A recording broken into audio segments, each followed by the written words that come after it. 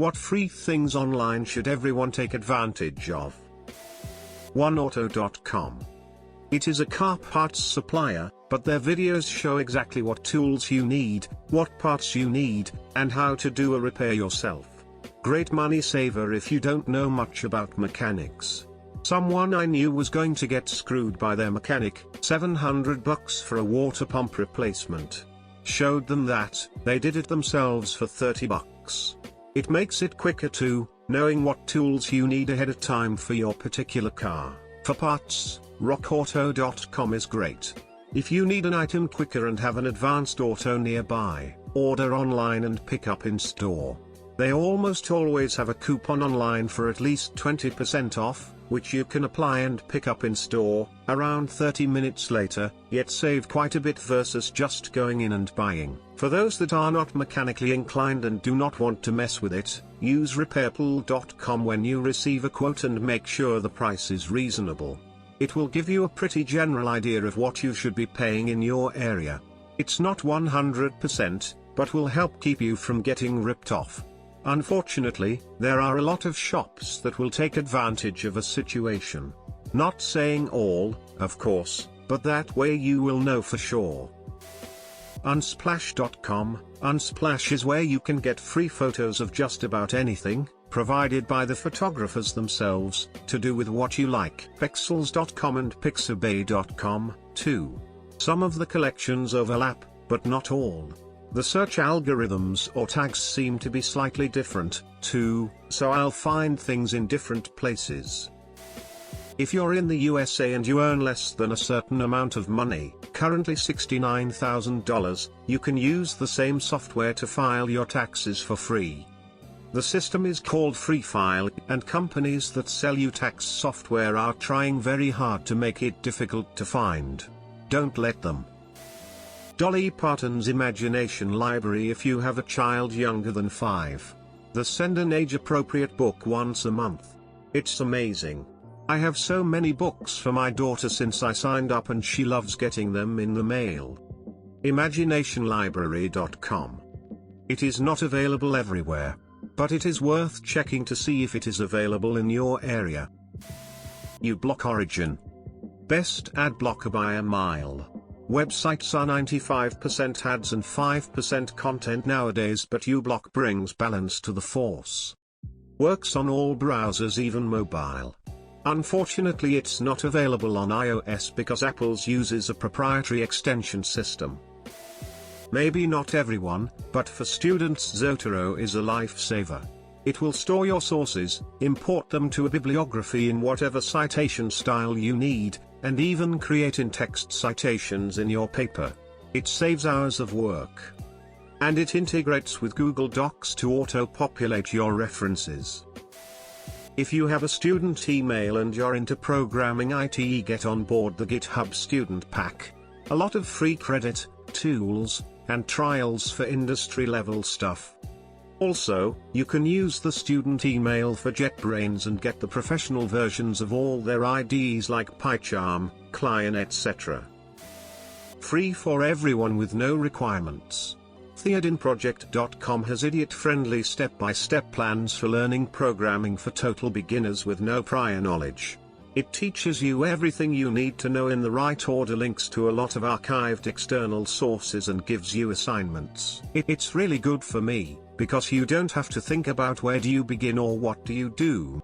You can follow the neatly ordered steps at your own pace and go back and easily navigate while feeling like you progressed to trough the steps. Nobaproject.com. It's a website that has compiled psychology topics into easy-to-read modules. They have been compiled by psychology university professors to help facilitate free education for students. You can even download the ones you're interested as a PDF as many times as you want. All of this is free. Archive.org has lots of old but free content. For example, a lot of DOS games, directly playable through the browser.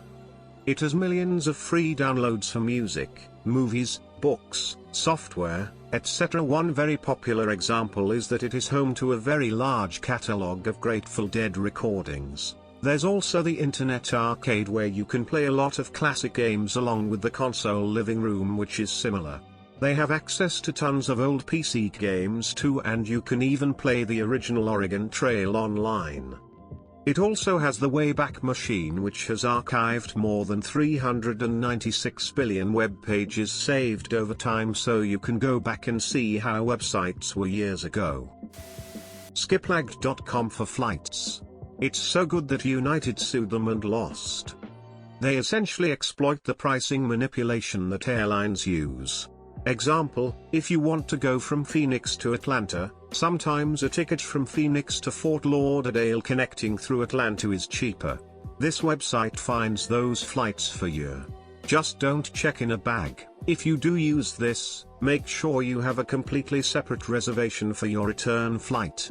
Once you miss a segment of your flight, airlines will usually cancel any other flights on that reservation because they assume you won't make them either.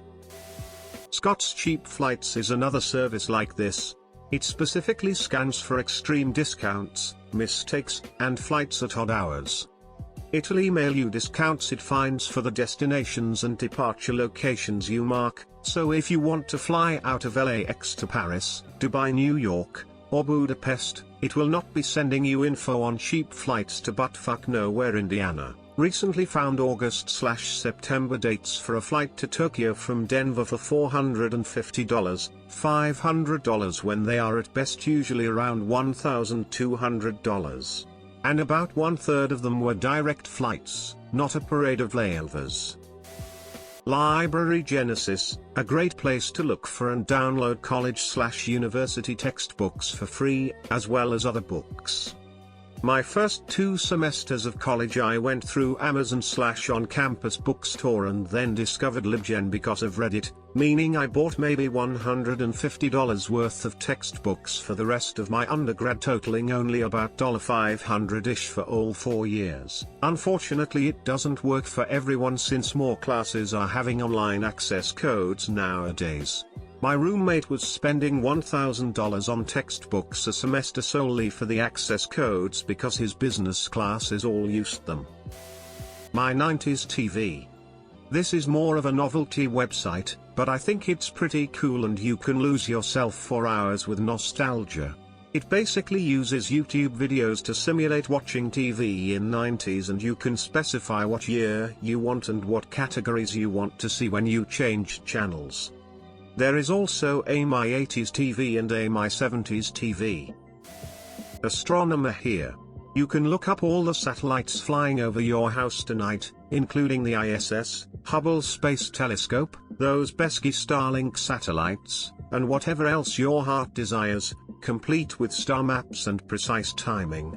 The website is called Heavens Above and there is an Android app, but unfortunately no iOS one last I checked. For iOS I use Sputnik, which is free and tells me the ISS and Hubble passes overhead. It should be noted BTW that many if not most of these objects are visible even in a city if on a good pass right above you. So out and see some cool stuff. Smile.